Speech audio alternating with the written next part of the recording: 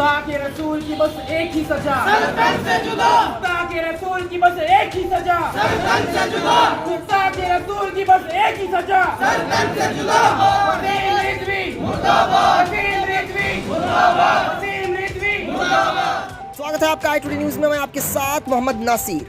आज शहर इंडी के मिनी विधान सौदा में वसीम रिजवी के खिलाफ मुस्लिम लोगों ने एसी को मनवी दी है।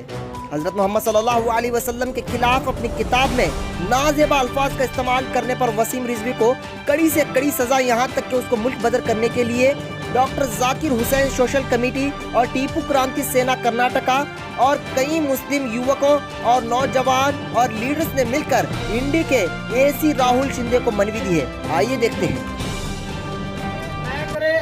ಇವತ್ತಿನ ದಿವಸ ನಮ್ಮ ಈ ಭಾರತ ದೇಶದ ಅಖಂಡತೆಗೆ, ಸಹೋದರತೆಗೆ ಮತ್ತು ಒಂದು ಸಮಾನತೆಗೆ ವಿರುದ್ಧವಾದ ಹೇಳಿಕೆಯನ್ನು ನೀಡಿ ಒಬ್ಬ ಮತಾಂಧನಾದ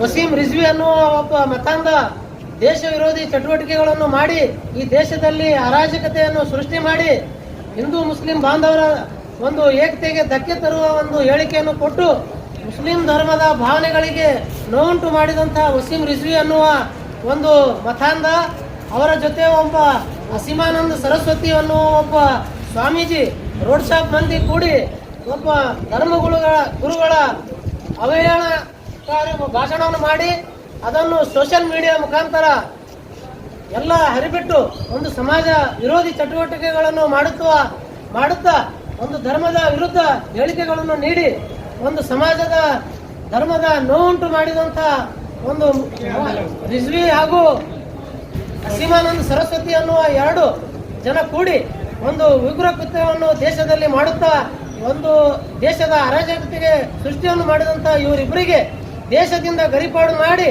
ಇವರು ರೋಡ್ ಶಾಪ್ ಮಂದಿಗೆ ಒಂದು ಗಲ್ಲು ಶಿಕ್ಷೆಯನ್ನು ಮಾಡಿ ಈ ಎಲ್ಲ ಧರ್ಮದ ಒಂದು ನೋವುಂಟು ಮಾಡಿದಂಥ ಇವರಿಗೆ ಗಲ್ಲು ಶಿಕ್ಷೆಯನ್ನು ಕೊಡಬೇಕೆಂದು ಆಗ್ರಹಿಸಿ ಉಪ ವಿಭಾಗಾಧಿಕಾರಿಗಳಿಗೆ ಒಂದು ಮನವಿ ಕೊಡುವ ಒಂದು ಕಾರ್ಯಕ್ರಮ। बड़े अफसोस की बात ये कहनी पड़ रही है कि हमारे अल्लाह के बाद किसका मर्तबा है तो हमारे पैगंबर रसूलुल्लाह सल्लल्लाहु अलैहि वसल्लम का है। ये शैतान वसीम रिजवी जो सिया है, जो हमारे पैगंबर के बारे में नाज़िबा अल्फाज इस्तेमाल किया है, इस अल्फाज को हमारी कौम कभी खामोश नहीं बैठेंगे।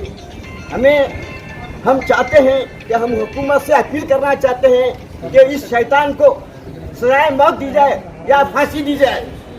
इससे ज़्यादा अल्फाज में नहीं कह सकते। हमारा दर्द है, हमारे पैगंबर के बारे में अगर कोई अल्फाज कहे तो हमें उसे जान भी दे सकते हैं। और में से हम लोगों ने इजाज़त तलब की थी कि हम एक छोटी सी रैली करना चाहते हैं, लेकिन महकमे की जानिब से इजाज़त नहीं मिलने की वजह से हम यहाँ आकर के जो है अपने तौर पर से पूरे रूल्स के फॉलो करते हुए और बिल्कुल खामोशी के साथ यहाँ पर मनवी देने के लिए आए हैं। बस हमारी मांग इतनी है हुकूमत से कि जो हमारे रसूलुल्लाह सल्लल्लाहु अलैहि वसल्लम के ख़िलाफ़ जिसने अपनी आवाज़ को बुलंद की है, हम जो है उसके ख़िलाफ़ सख्त से सख्त कार्रवाई चाहते हैं। बस हमारी इल्तिजा है। अस्सलाम वालेकुम वरहमतुल्लाहि वबरकातुहू। यहाँ पर जमा होने का मकसद ये है कि वसीम रिजवी जिसने हमारे नबी हज़रत मोहम्मद सल्लल्लाहु अलैहि वसल्लम की शान में गुस्ताखी की है और वो इतनी बड़ी गुस्ताखी किया है कि हम उसे बर्दाश्त नहीं कर सकते। अगर हमारे कानून में होता कि उसे ऐसी गुस्ताखी करने पर कत्ल करना है तो उसे घर घुस के जो है उसके टुकड़े टुकड़े करते हैं हम लोग। हमारे कानून में जो है इतनी इजाज़त है कि हम मनवी दे सकते हैं, तो इसलिए कम से कम तादाद में क्या नीति संहिता जारी है उस ताल्लुक से कानूनी एतबार से जो है हम मनवी देने कि इस ताल्लुक से जो है उसे कड़ी से कड़ी सज़ा मिले, अगर हो सके तो उसे फांसी पर सूली पर लटकाया जाए। ये गद्दार शख्स वसीम रिजवी के खिलाफ बहुत दिनों से वो इस्लाम के खिलाफ बातें कर रहा है। इससे पहले 6 महीने पीछे एक पिटीशन डाला था उसने हाईकोर्ट में कि कुरान में कुछ लफ्ज़ गलत है बोल के, लेकिन उस पिटीशन का कुछ नहीं हुआ और कोर्ट ने उसे जुर्माना भरने लगाया, क्योंकि हमारा समाज बिल्कुल भी फसाद करना नहीं सिखाता। हमारा समाज प्यार मोहब्बत से रहना सिखाता है। तो इस गद्दार वसीम रिजवी को फांसी की सज़ा देनी चाहिए या तो इस मुल्क से बाहर निकलना चाहिए, क्योंकि ये सरासर हमारे खिलाफ, हमारे रसूल के खिलाफ बहुत ही बेहुदा किस्म की बातें कर रहा है और सोशल मीडिया पर छोड़ रहा है, तो इससे गलत माहौल पैदा हो रहा है।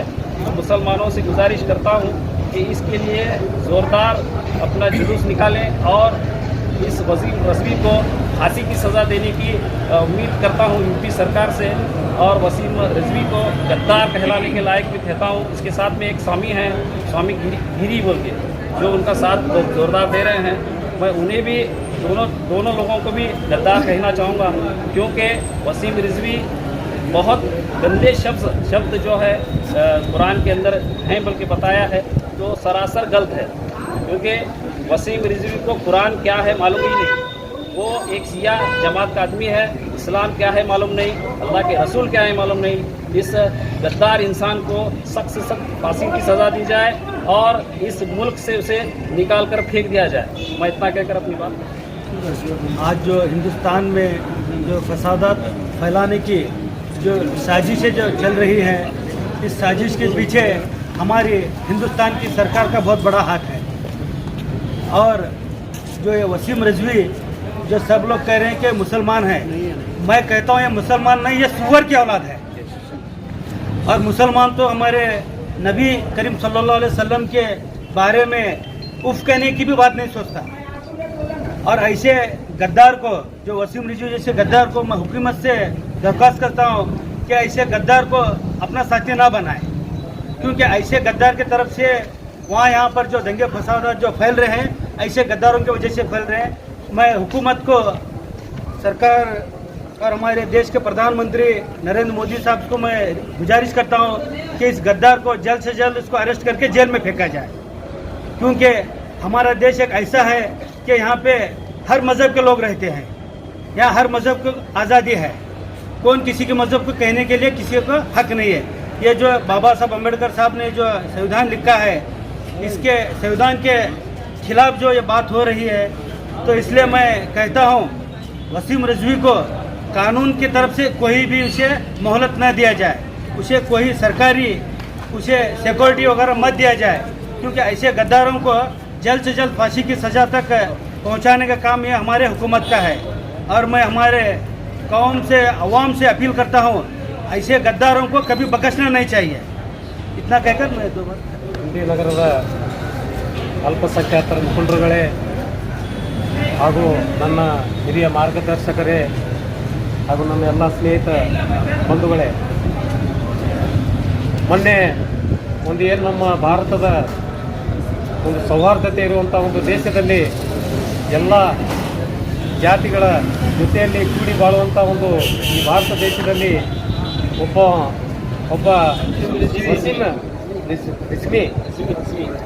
ರಿಜ್ವಿ ಇವರು ಒಂದು ಅವಹೇಳನಕಾರಿಯಂಥ ಒಂದು ನಮ್ಮ ಮೊಹಮ್ಮದ್ ಪೈಗಂಬರರ ಬಗ್ಗೆ ಒಂದು ಅವಹೇಳನಕಾರಿ ಒಂದು ಪುಸ್ತಕದಲ್ಲಿ ಬರೆದಿದ್ದಕ್ಕಾಗಿ ಒಂದು ನಮ್ಮ ಭಾರತ ದೇಶದ ಒಂದು ಏನು ಪ್ರಧಾನಮಂತ್ರಿಗಳು ಹಾಗೂ ರಾಷ್ಟ್ರಪತಿಗಳಿಗೆ ನಮ್ಮೆಲ್ಲ ಇಂಡಿ ಅಲ್ಪಸಂಖ್ಯಾತರ ವತಿಯಿಂದ ಅವರಿಗೆ ಒಂದು ಗಲ್ಲು ಶಿಕ್ಷೆಯನ್ನು ಕೊಡುವ ಮುಖಾಂತರ ಮುಂದಿನ ಒಂದು ಯಾವುದೇ ಒಂದು ಪೀಳಿಗೆಗಳು ಒಂದು ಧರ್ಮದ ಬಗ್ಗೆ ಆಗಲಿ, ಒಂದು ಯಾವುದೇ ಒಂದು ಬೈಬಲ್ ಆಗಲಿ, ಭಗವದ್ಗೀತೆ ಆಗಲಿ, ಇಂಥ ಪುಸ್ತಕಗಳ ಬಗ್ಗೆ ಅವಹೇಳನಕಾರಿಯನ್ನು ಬರೆಯದೆ ಇರುವಂಥ ಒಂದು ಮುಂದಿನ ಯುವ ಪೀಳಿಗೆಗೆ ಒಂದು ಮಾದರಿ ಆಗಬೇಕು. ಇಂಥ ಒಂದು ಧರ್ಮದಲ್ಲಿ ಜಗಳ ಹಚ್ಚುವಂಥ ಇಂಥ ಭ್ರಷ್ಟ ನಾಲಾಯಕರನ್ನ ಒಂದು ಗಡಿಪಾರ ಮಾಡಿ ಅವರಿಗೆ ಒಂದು ಗಲ್ಲು ಶಿಕ್ಷೆಯನ್ನ ಮಾಡಬೇಕಂತೇಳಿ ನಮ್ಮ ಇಂಡಿ ಎಲ್ಲ ಪ್ರಮುಖ ಮುಖಂಡರುಗಳ ವತಿಯಿಂದ ನಾನು ಒತ್ತಾಯ ಮಾಡುತ್ತೇನೆ. ನಮ್ಮ ಮಾತಾಡಿ ನಗರದ ಎಲ್ಲ ಪ್ರಮುಖ ಅಲ್ಪಸಂಖ್ಯಾತರ ನಾಯಕರು ಮತ್ತು ನಮ್ಮ ಎಲ್ಲ ಗುರುಗಳು ಕೂಡಿಕೊಂಡು ನಮ್ಮ ಸಮಾಜದವನಲ್ಲದ ವಸೀಮ್ ರಿಜ್ವಿ ಅನ್ನುವ ಒಂದು ವ್ಯಕ್ತಿ ನಮ್ಮ ಪ್ರವಾದಿಯವರಾದ ಮೊಹಮ್ಮದ್ ಪೈಗಂಬರ್ ಸಲ್ಲಲ್ಲಾಹು ಅಲೈಹಿ ವಸಲ್ಲಂ ಅವರ ಬಗ್ಗೆ ಅವಹೇಳನಕಾರಿ ಪದಗಳನ್ನು ಬಳಸಿ ಒಂದು ಪುಸ್ತಕ ಕೂಡ ಬರೆದಿದ್ದಾನೆ. ಅದೇ ರೀತಿ ದಿನನಿತ್ಯವೂ ಅವನು ಫೇಸ್ಬುಕ್ ಅಕೌಂಟ್ನಲ್ಲಿ ಆಗಲಿ, ಅವನು ಟ್ವಿಟರ್ನಲ್ಲಿ ಆಗಲಿ ಭಾಳಷ್ಟು ಅವಹೇಳನಕಾರಿ ಪದಗಳನ್ನು ಬಳಸಿ ನಮ್ಮ ಪ್ರವಾದಿಯವರಿಗೆ ಮತ್ತು ಇಡೀ ಜಗತ್ತಿನಾದಂಥ ಮುಸ್ಲಿಮರಿಗೆ ನೋವು ಉಂಟು ಮಾಡುವಂಥ ಕೆಲಸವನ್ನು ಈ ವ್ಯಕ್ತಿ ಮಾಡ್ತಾ ಇದ್ದಾನೆ. ನಾವು ಘನತೆ ವ್ಯಕ್ತ ರಾಷ್ಟ್ರಪತಿಗಳಾದ ಗೋವಿಂದ್ ಅವರಲ್ಲಿ ಕೇಳ್ಕೊಳ್ಳೋದಿಷ್ಟೇ, ಏನಪ್ಪ ಅಂದ್ರೆ ಈ ವ್ಯಕ್ತಿಯಿಂದ ಇಡೀ ಒಂದು ಸಮಾಜಕ್ಕೆ, ಮುಸ್ಲಿಂ ಸಮಾಜಕ್ಕೆ ನೋವಾಗ್ತಾ ಇದ್ದು, ಆದ ಕಾರಣ ತಾವು ದಯವಿಟ್ಟು ಇಂಥ ವ್ಯಕ್ತಿಯನ್ನು ಈ ದೇಶದಿಂದ ಗಡೀಪಾರು ಮಾಡಬೇಕು ಅಥವಾ ಈ ವ್ಯಕ್ತಿಯನ್ನು ಗಲ್ಲ ಶಿಕ್ಷೆಯನ್ನು ಕೊಡಬೇಕು. ಈ ವ್ಯಕ್ತಿಗೆ ಯಾರು ಸಹಾಯ ಸಹಕಾರ ಮಾಡ್ತಾ ಇದ್ದಾರೆ ಅನ್ನೋದು ನಿಮಗೆಲ್ಲರಿಗೆ ಚೆನ್ನಾಗಿ ಗೊತ್ತಿದೆ. ಈ ವ್ಯಕ್ತಿ ಹಿಂದೂ ಸುಪ್ರೀಂ ಕೋರ್ಟಲ್ಲಿ ಒಂದು ದಾವೆ ಹೂಡಿದ್ದ. ನಮ್ಮ ಪವಿತ್ರ ಗ್ರಂಥವಾದ ಕುರಾನಿನಲ್ಲಿ ಬರುವಂಥ 26 ಆಯತಗಳನ್ನು ತೆಗೆದು ಹಾಕಬೇಕಂತೇಳಿ ಆ ವೇಳೆಯಲ್ಲಿ ಘನತೆ ವ್ಯಕ್ತ ಉಚ್ಚ ನ್ಯಾಯಾಲಯವು ತಮ್ಮದು ಒಂದು ತೀರ್ಪನ್ನು ನೀಡಿ ಈ ಸಂಧಿ ಸುಮಾರು ಇರುವಂಥ ಮನುಷ್ಯಗೆ 50,000 ರೂಪಾಯಿ ದಂಡ ವಿಧಿಸಿದೆ. ಆದರೂ ಈ ಪಾಪದ ಪಿಂಡ ನಮ್ಮ ಧರ್ಮದ ಬಗ್ಗೆ ಅವಹೇಳನಕಾರಿ ಮಾತನಾಡುತ್ತಾ ಇದ್ದಾನೆ. ನಿಮಗೆ ಯಾರಿಗಿರಿ ಇವನ ಹೆಸರು ವಸೀಂ ರಿಜ್ವಿ ಇರುವುದರಿಂದ ಇವ ಯಾರೇ ಮುಸಲ್ಮಾನ್ ಅಂತೇಳಿ ತಿಳಿದಿರಬೇಕು. ಇವ ಮುಸಲ್ಮಾನ್ ಇಲ್ಲ, ಇವ ಶಿಯಾ ಪಂಗಡಕ್ಕೆ ಸೇರಿದವ. ಶಿಯಾ ಪಂಗಡದವರು ಮುಸ್ಲಿಮರಲ್ಲ. ಮುಸ್ಲಿಂ ಅನ್ನೋವಂಥವರು ತಮ್ಮ ಪ್ರವಾದಿಗಳ ವಿರುದ್ಧ ಅವಹೇಳನಕಾರಿ ಯಾವತ್ತೂ ಮಾತಾಡೋದಲ್ಲ. ಆ ಮಾತಾಡೋ ಯೋಚನೆಗೆ ಸಹಿತ ಆ ಮನುಷ್ಯ ಹೋಗೋದಿಲ್ಲ.